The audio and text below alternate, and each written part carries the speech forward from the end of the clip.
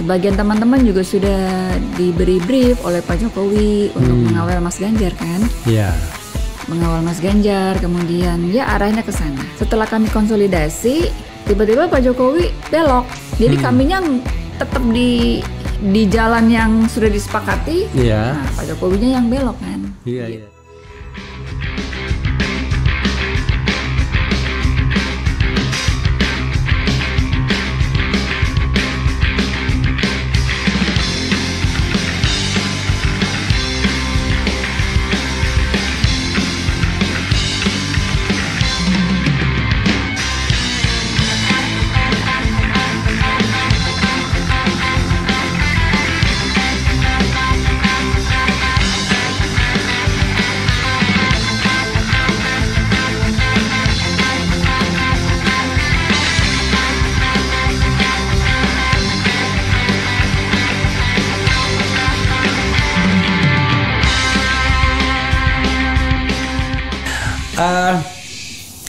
Kita ngomong tentang ini ya, zigzag saja ya, karena tentu Sobat Era ini agak heran, kok yang diundang Didi McCall ya kan, atau Didi Kartika Kita Jumadi. sebenarnya dulu nggak pernah satu frekuensi ya? Ya, nggak pernah lah. Tahun 2014 saya dukung Jokowi kan. Oh ya, oke. Iya kan, 2014 saya dukung Jokowi.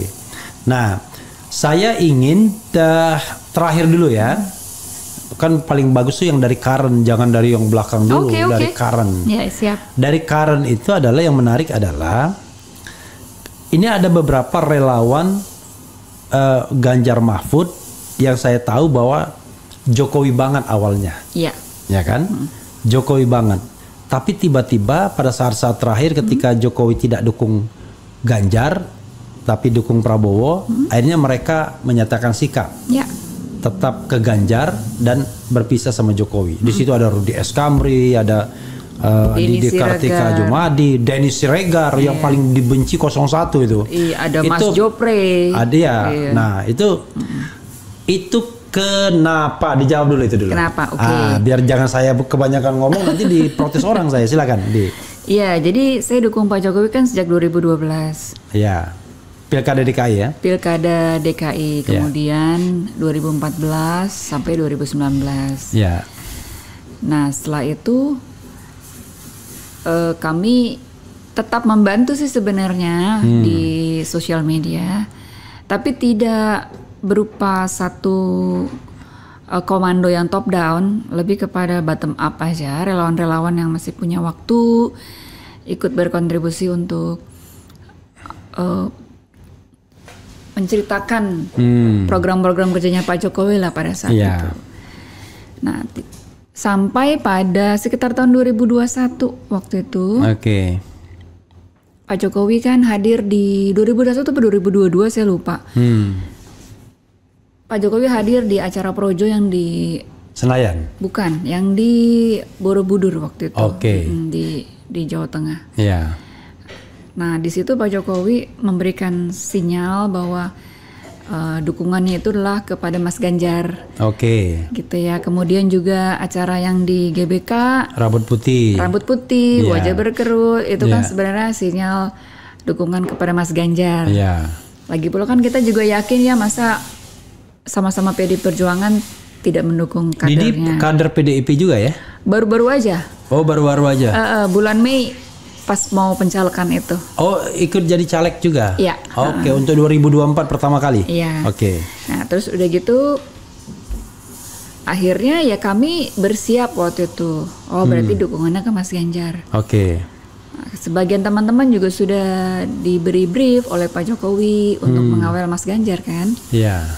Mengawal Mas Ganjar, kemudian ya arahnya ke sana. Setelah kami konsolidasi, tiba-tiba Pak Jokowi belok. Jadi kaminya tetap di jalan yang sudah disepakati. Nah, Pak Jokowinya yang belok kan. Gitu. Ada memang sebagian teman-teman yang ikut Pak Jokowi. Kalau orang Jawa bilang itu pecah gesang derek Jokowi. Nah, Mas kan Mas lagi apapun abang yang kan, terjadi pokoknya saya ikut Jokowi gitu ya. Bang Refli kan kuliahnya di Jogja, pasti tahu tuh istilah itu. Ada yang pecah gesang derek Jokowi. Artinya Pak Jokowi mau kemanapun pasti ikut. Nah, kalau kami ada sebagian yang relawan Pak Jokowi yang memilih sesuatu yang sesuai nilai-nilai. Oke. Karena kan dulu Pak Jokowi kan kami anggap kan mempunyai nilai-nilai yang sangat baik. Oke. Untuk demokrasi, untuk kita lihatlah bahwa ada orang biasa yang bisa jadi presiden gitu ya. Dia tidak punya darah biru partai politik, bukan pengurus parpol juga, bukan petinggi parpol, bukan ketua parpol. Ya hanya orang biasa bisa jadi presiden. Nah itulah nilai-nilai sebenarnya yang kita ingin nilai egaliter tularkan kepada generasi kami mendatang gitu ya. Tapi kok Pak Jokowinya pindah dukungan. Kemudian juga setelah MK memutuskan bahwa putranya bisa mendaftarkan. Tapi sebelumnya saya potong sedikit. Oke, Jokowi pindah ya. Tapi kenapa Ganjar? Oh pilihannya? Iya, artinya gini. Bertahan untuk mencalonkan Ganjar instead of ikut Jokowi. Oh, kalau saya pribadi? Iya. Karena saya melihat bahwa waktu itu kami sudah diarahkan untuk mendukung Mas Ganjar. Kita kan orangnya loyal. Sekali A, ya udah itu kita nggak pindah gitu loh. Jadi ke arah sanalah kami memberikan dukungan. Oke, kami itu maksudnya apa? Kami PDIP? Tidak. Sebagian besar relawannya Jokowi. Intinya kan relawan Jokowi. Relawan Jokowi sudah diarahkan dan Pak Jokowi sendiri yang mengarahkan. Iya. Yang di Borobudur tadi ya. Selain itu juga selain di acara Projo, di acara relawan juga ada pertemuan-pertemuan relawan dengan Pak Jokowi juga yang tidak terbuka dengan ke publik. Iya, yang di istana itu kan juga sebenarnya udah ada diarahkan ke sana. Gitu. Jadi ya teman-teman loh, kok Pak Jokowinya pindah ya? Ya kan kita jadi bingung kan kita arahnya. Jokowi kan beloknya itu bulan Oktober 2023. Iya, pada saat itu MK. Iya, setelah Tapi MK. sebenarnya tanda-tanda bahwa dukungan itu ke Pak Prabowo sih memang udah sejak bulan Mei Juni lah ya. Iya. Gitu.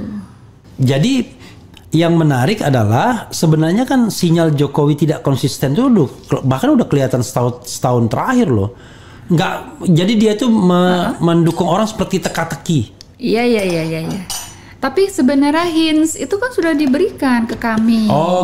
Dia bahkan secara eksplisit juga sudah disampaikan. Makanya tolong dukung dan kawal Mas Ganjar sudah diberikan. Sebagian makanya Adian Apitupulu berubah-ubah juga jadinya pernyataan publiknya kan. Dia merasa saya udah tanya sama Jokowi, enggak dia dukung Ganjar katanya. Iya benar. Karena memang secara hint, secara sinyal, secara eksplisit, verbal speaking juga sudah dinyatakan. Ya kami juga tiba-tiba heran ya Pak Jokowi kok kali ini inkonsisten. Biasanya beliau tuh orang yang sangat konsisten. Persisten. Apa yang sudah diucapkan itulah dipertahankan. Tapi kok tiba-tiba berubah. Nah ini yang sebenarnya menjadi pertanyaan banyak pihak ya, termasuk kami. Nah, jadi sebenarnya pada waktu itu Didi merasa walaupun publik ngomong apapun kita udah pegang omongan Pak Jokowi kan gitu. Iya. Dan waktu itu kan kami diminta untuk mengawal Pak Ganjar. Nah, memang waktu itu mengawal itu adalah supaya Mas Ganjar ini dicalonkan oleh Ibu Ketua Umum. Gitu. Nah, setelah dicalonkan 21 April 2023, kami semakin yakin kan, Pak sudah dicalonkan nih Mas Ganjar dan Pak Jokowi hadir kan pada saat tapi pada waktu itu Pak Jokowi kayaknya agak kesel juga itu. Udah nyampe Solo suruh balik lagi. Iya. Kan dia mau Idul Fitri. Emang agak masam ya mukanya ya. Iya. Kelihatan banget ya. Tapi yang anehnya Ganjar dia bawa pulang bareng. Iya. Gitu. Memang karena Mas Ganjar itu kan mau ke Karanganyar kan, karena keluarganya kan di Karanganyar Solo. Jadi pulang ke Solonya bareng Pak Jokowi. Gitu. Nah di perjalanan itu sebenarnya memang rencananya akan mendukung Mas Ganjar. Sampai Rakernas PDI Perjuangan pun juga memberikan statement ke publik, pokoknya begitu Ganjar Pranowo dilantik jadi presiden, tugas utamanya adalah kedaulatan pangan. Ingat gak Bang? Iya, dia ngomong itu. Iya kan Pak Jokowi ngomong itu. Dia udah nitip itu kedaulatan pangan itu. Kedaulatan pangan itu adalah program utamanya gitu. Nah, terus tiba-tiba setelah keputusan MK inilah. Tapi sebelum putusan MK kan ada tanda-tanda juga. Atau lepasnya pas putusan MK ya? Tanda-tanda ada, tapi kan ketika beliau mengucapkan di Rakernas PDI Perjuangan bahwa tetap mendukung Mas Ganjar, setelah Mas Ganjar nanti dilantik jadi presiden, insya Allah harus langsung menjalankan program kedaulatan pangan. Nah itu kan sebenarnya, oh ya berarti ya dukung gitu kan. Nah waktu bulan Juni kan juga Pak Jokowi datang di kan PDI Perjuangan bikin acara Bulan Bung Karno kan? Iya. Bulan Juni di GBK. Itu Pak Jokowi datang. Nah sebenarnya dari situ kami melihat sepertinya Pak Jokowi punya kegundahan dari wajahnya, tidak sesumringah biasanya, gitu. Mungkin ya sudah ada dilema ya dalam dirinya, akan terus mendukung Mas Ganjar atau pindah gitu, mendukung Pak Prabowo, gitu. Tapi ya kami tidak bisa menebak-nebak aja waktu itu kan. Karena begini yang saya tahu ya. Saya pernah kebetulan one day pernah ngomong langsung sama Prabowo. Itu bulan apa Bang? Saya ngomongnya itu tahun 2022 bulan setelah bulan puasa.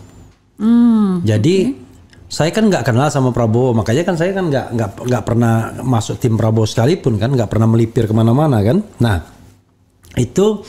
Tapi dia pengen sekali kenal sama saya, lalu saya diundang. Menurut staf khususnya, kita sendiri nggak tahu Pak Prabowo-nya kan. Diundang lah rame-rame itu, ada 20 ahli itu diundang, ada Rizal Ramli, macam-macam. Ada mantan ketua DPD Irman Gusman, bahkan ada Pak Jimli nggak pada waktu itu. Nah berikutnya lagi. Ahli hukum tata negara nih? Apa enggak, semua ahli?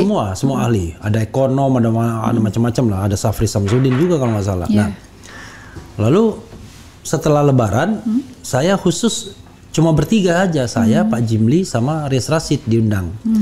Nah saya sempat nanya sama Prabowo, saya nggak tahu kenapa dia pengen ngajak saya ya, mungkin karena saya ada podcast, saya ngomongnya macam-macam mungkin ya. Lalu saya pernah ada rencana untuk podcast sama dia yang tidak pernah terrealisasikan sampai sekarang, ya kan? Ya. Dan sekarang mungkin agak susah juga bagi saya kan untuk minta podcast karena saya orangnya agak keras kepala juga kan. Bagi saya kalau sudah curang tidak ada bagi saya mau endorsement kan. Ya, ada toleransi. Ya. Jadi dia ngomong begini, benar Pak, Bapak mau nyalon, iya. Tapi kalau nggak didukung Pak Jokowi nggak ada gunanya katanya, habisin duit aja. Nah. Jadi kalau menurut saya adalah ya memang at all cost Prabowo akan mengikat Jokowi apapun kontraprestasinya. Iya. Ketika kontraprestasi tertinggi diberikan mencalonkan anaknya, ya ambil sama Prabowo. Nah itu yang tidak mungkin dilakukan oleh Bu Mega kan ibaratnya gitu. Kalau Bu Mega masih melihat kepentingan publik secara luas ya. Iya. Kenapa dipilih Prof Mahfud? Padahal kan yang kita tahu banyak sekali yang pengen jadi cawapresnya Mas Ganjar dengan segala biaya. Iya. Dan banyak tokoh ya yang waktu itu juga kelihatannya sudah mempersiapkan budget yang besar gitu ya untuk ingin menjadi cawapres Mas Ganjar. Termasuk, Tapi kan Didi kan mau mengatakan termasuk Erick Thohir gitu. Termasuk menterinya Bang Refli dulu. Sopo? Ya itu Menteri BUMN. Oh Rini Sumarno. Enggak. Oh BUMN. Mas Erick Thohir. Oh Erick Thohir ya. Saya nggak pernah Menteri Erick Thohir. Dia Menteri BUMN tapi bukan menterinya saya. Oh iya. Oh udah enggak ya itu ya. Zaman saya kan zamannya Rini Sumarno. Oh iya gitu. Oke. Nah beliau kan di endorse oleh PAN ya. Mas Erick. Udah siap dana gede lah. PAN itu udah ketemu sama PDI Perjuangan. Sudah mau kerja sama antar partai kan? Iya. Kan sudah ketemu, udah istilahnya kesepakatannya belum terjadi waktu itu. Karena PDI Perjuangan masih mempertimbangkan cawapres lain. Sandiaga Uno juga pengen ngebet kan? Nah Mas Sandi juga, apalagi kan P3-nya sudah bergabung. Ya, dia udah melipir-lipir kemana-mana nggak dapat juga. Kenapa Pak Mahfud yang diputuskan? Padahal Pak Mahfud benar-benar 0 rupiah tidak mengeluarkan. Iya udah pasti tuh nggak ada uang dia kan? Nggak ada sama sekali dan tidak ada sponsor, tidak ada donatur yang mensupport Pak Mahfud. Karena Bu Mega tuh melihat ini untuk kepentingan publik. Ya udah nggak apa-apa, walaupun kami harus berjuang dengan dana kampanye yang terbatas gitu. dana kampanye yang sudah di lock sana sini kan. Kalau seandainya Pak Jokowi dukung Ganjar kan tidak di lock kan. Iya gitu. Iya benar. Oke. Jadi menarik ya. Walaupun saya mengatakan gini, saya waktu ketemu Rudy Kamri kan. Akhirnya Mas Refli benar tentang Pak Jokowi kan. Dia mengatakan kita ini karena terlalu dekat, semut di seberang lautan tampak, gajah di pelupuk mata nggak tampak. Benar. Kita ini terlalu dekat katanya sama Pak Jokowi hubungannya, sehingga kita tidak bisa melihat sisi-sisi yang negatifnya. Iya. Nah, Mas Refli benar katanya, karena Mas Refli agak jauh jadi bisa melihat. Saya bilang. Iya benar. Saya bilang sebenarnya saya udah ngerti kalau dia itu tidak sophisticated ketika awal-awal, ketika tidak tegasnya terhadap kasus Kapolri awal-awal Januari 2015 ketika dia baru menjabat kan sebenarnya. Pada waktu itu saya kan staf khusus Mensesnek. 4 bulan saya berhenti jadi staf khusus itu karena memang tadi ketika saya menolak, termasuk yang menolak ini, mulai ada serangan dari samping dan lain sebagainya. Komitmen saya kan kebebasan kan. Kalau merasa nggak bebas ya saya lebih baik mundur saja kan. Jadi ada satu hal dia yang menarik adalah gini. Kenapa Ganjar dicalonkan? Salah satunya adalah dia surveinya tertinggi. Pada saat itu ya, 2022 ya. Pokoknya sebelum 2022 lah, ya kan? Iya. Dia baru disalib oleh Prabowo itu 2022 pertengahan ke atas lah, ya kan? Iya. Nah, ketika ada tanda-tanda Jokowi sudah mau melipir ke Prabowo, maka disitulah Prabowo yang menjadi nomor 1. Iya. Dan tiba-tiba lembaga survei yang so-called kredibel ini kan, macam-macam lah, mengatakan itu ya, Burhanuddin Muhtadi, kemudian Denny J.A, kemudian siapa-siapa mengatakan dia, ya kan, apalagi Kodari kan. Saya kok jadi fenomena ini kayak heran kok, begitu mudahnya lembaga survei atau survei itu kok bolak-balik, yang darinya jadi nomor 1 jadi nomor 3. Bahkan di sini saya Hasan Nasbi pernah ngomong di sini, 6 bulan terakhir katanya sudah fix.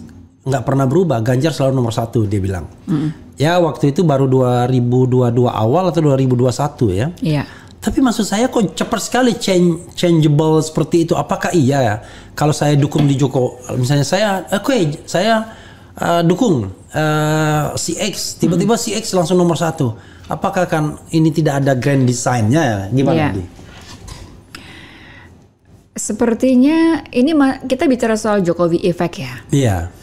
Jokowi effect itu akan benar-benar berefek ketika seluruh sumber daya itu difokuskan untuk memenangkan perhelatan itu. Kalau dilepas, itu kayaknya enggak deh. Enggak. Termasuk di awalnya di lembaga survei artinya. Jadi itu termasuk salah satu lini juga. Lembaga survei itu sebenarnya yang terdaftar di Persepi ya. Kan ada yang lembaga survei yang belum terdaftar di Persepi. Iya, yang di Persepi itu memenangkan dia semua. Yang tidak memenangkan kan cuma Saiful Mujani aja. Memenangkan juga sebenarnya. Terakhir memenangkan ya? Iya, memenangkan. Cuma tidak se-sophisticated itu angkanya. Oh, angkanya tidak gila-gilaan. Angkanya itu masih di bawah 50%. 49. 50 point something gitu. Enggak, sebenarnya yang lebih luar biasa Oktober itu baru 38 angka dia, 34 bahkan Kodari, 34, 38 baru. Enggak pernah mencapai 50%. Tapi beberapa hari menjelang pencoblosan sudah dikatakan 50-an% sudah oleh Denny J.A pertama kali. Gitu. Iya. Jadi memang ini adalah pemilu yang paling fenomenal ya sepanjang reformasi. Karena itu tadi nepotisme terlihat. Walaupun MK menyatakan tidak ada nepotisme, itu Sontoloyo itu MK itu.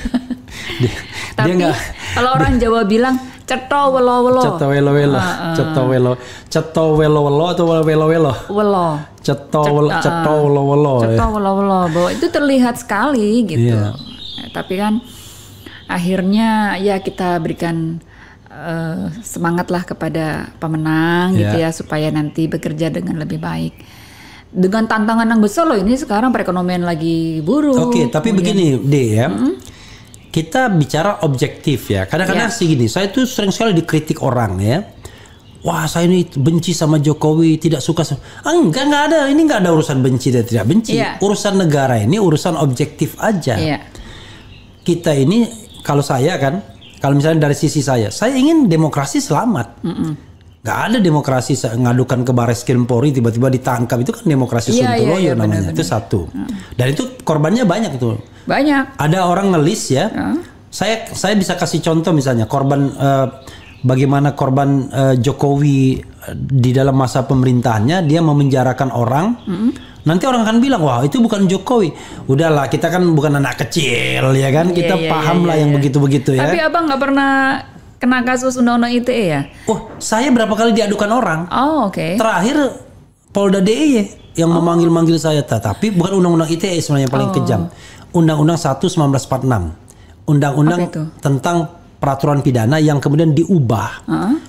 Dinyatakan inkonstitusional oleh MK dalam sebelum atau setelah pemungutan suara. Nah, coba bayangkan ya, ini pada masa eranya Jokowi, ini korban-korbannya ini paling tidak ada bisa 20 orang nih yang tercatat nih. Baru tercatat yang enggak ini. Contoh ya, Kiflan Zen, Sunarko, Jumhur Hidayat, Anton Permana, Edi Mulyadi, Gus Nur, Roy Suryo, Sobri Lubis, kemudian Maman FPI ini, Ustadz Haris FPI, Ali FPI, Idrus FPI, Dedi Doradong, siapa ini? Munarman, kemudian Rahmawati, Bunda Mary, Khairul Amri, Hatta Taliwang, Ahanif Alatas, kemudian Habib Bahar, kemudian siapa lagi?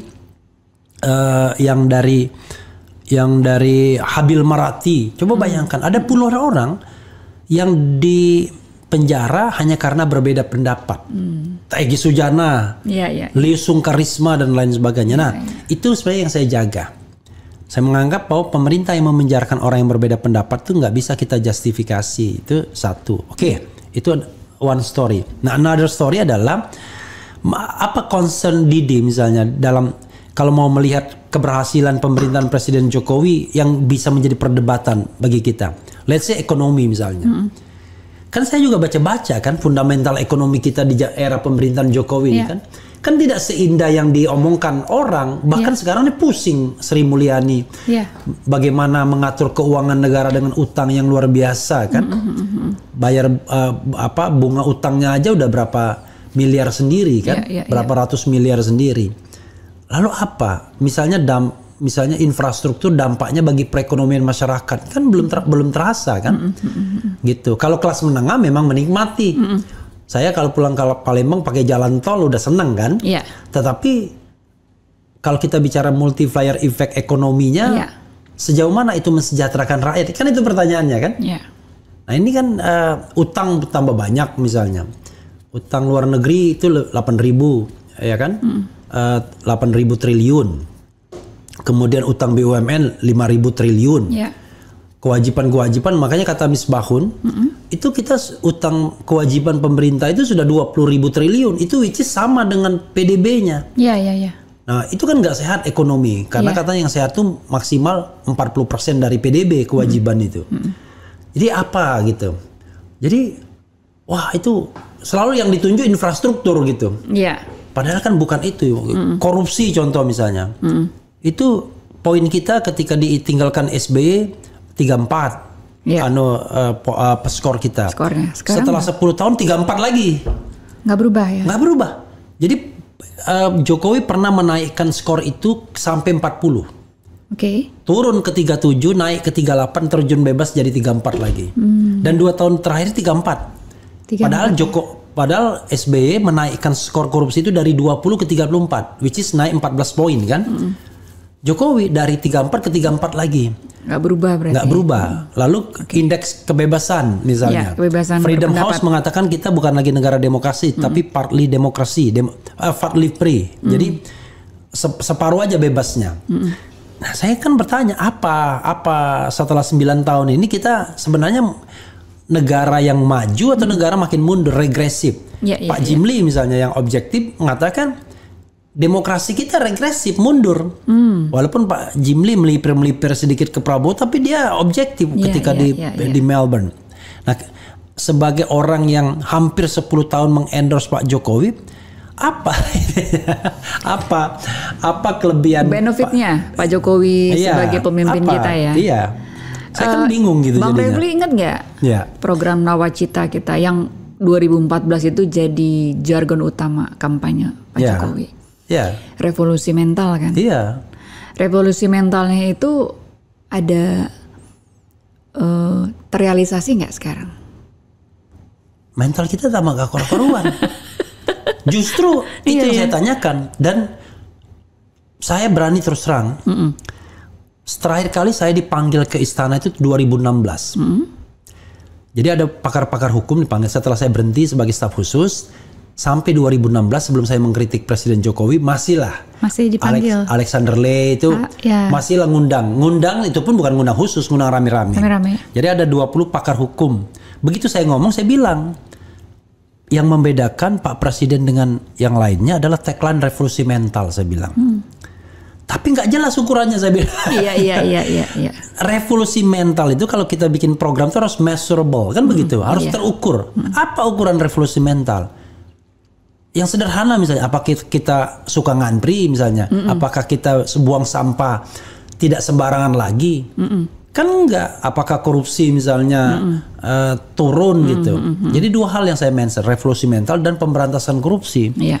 Saya bilang pada waktu itu, Bapak yang harus memimpin langsung pemberantasan korupsi. Tapi Bapak butuh instrumen penegak hukum kan. Cuma penegak hukum kita ini dari 101 yang korup, saya bilang kan. Wah, alhamdulillah setelah itu nggak pernah diundang lagi. jadi saya ngomong apa adanya, nggak hanya di belakang, di depan Pak Jokowi langsung. Kalau menurut saya ya, revolusi mental itu di era Pak Jokowi adalah justru ketika Pak Jokowi jadi gubernur.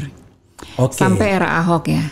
2017 dari 2012. Dan itu saya termasuk yang appreciate kan? Iya, jadi kenapa? Karena ya di kantor-kantor kelurahan, kecamatan itu benar-benar petugasnya tuh standby, kemudian cepat kerjanya, tidak ada pungli, itu benar-benar bagus. Tapi setelah itu, dan saya kan nggak pernah mengkritik itu. Iya. Justru saya yang mengendorse kan, makanya 2014 saya kan dukung Jokowi. Iya. Gitu. Tapi setelah itu untuk level nasional kayaknya kurang ya. Kurang terrealisasi gitu. Padahal sebenarnya untuk di level DKI Jakarta itu udah bagus banget pada saat itu. Kenapa begitu? Saya ingat Ben Bland kalau nggak salah ya mengatakan bahwa Jokowi ini manajer, bukan ideolog, bukan pemimpin yang punya abstraksi. Dia tuh manajer, eksekutor. Nah, Anda kalau mengeksekusi lingkup wali kota bisa katanya. Iya. Lingkup kota. Jadi dia bilang Jokowi ini levelnya wali kota tapi jadi presiden. Iya. Nah bisa. Tapi kalau sudah untuk presiden kan Anda tidak hanya eksekutor tapi abstraksi kan, karena dia pemimpin, ideolog kan. Nah itu yang dianggapnya Jokowi tidak punya gitu. Iya. Lagi coba kita bacakan dia. Iya. Tapi ngomong-ngomong, Anda menyesal nggak sih dukung Jokowi selama 9 tahun? Mungkin beberapa bulan terakhir ini sedikit kecewa ya. Iya. Menyesal tidak ya, karena kalau kita memilih kalau menyesal dalam politik itu aneh. Apa kecewa lah, kecewa. Iya, kecewa. Ya? Kecewa tentunya setelah Pak Jokowi berubah. Demokrasi kita semakin runtuh menurut saya. Nah ini yang menjadi pertanyaan banyak pihak gitu. Kenapa Pak Jokowi kalau orang Jawa bilang senja kalaning, di usia yang sudah maghrib atau sudah senja ini, udah mau tenggelam mataharinya, kok legacy yang ditinggalkan itu tambah justru buruk. Iya, itu yang sebenarnya kita sesalkan, kita kecewa. Kenapa ya? Kan awalnya sudah sangat baik gitu ya. Kalau mau jujur ya, Jokowi itu baik, itu hanya pada 4 tahun pertama aja. Oh, selanjutnya? Selanjutnya nggak karu-karuan sudah mulai. Iya, ketika dia sudah mulai memasukkan Bobby, sudah memasukkan Kaisang. Oh, itu kan tahun 2019, periode kedua, Bang. Iya, tapi 4 tahun pertama. Mantap, oke ya berarti. Ya. Tapi ketika tahun kelima udah mulai dia siap-siap kan? Iya. Sudah siap-siap untuk terpilih kembali, sudah siap-siap memasukkan anaknya dan lain sebagainya dalam pemilu-pemilu kan? Iya. Gitu. Karena persiapan kan sebelumnya dilakukan sama dia. Iya. Dulu kita tahu yang namanya itu, wah saya nggak mau nih katanya berpolitik kata Gibran kan. Sekarang boro-boro. Iya benar. Apalagi yang mau disampaikan, nanti saya jadi sebenarnya gini.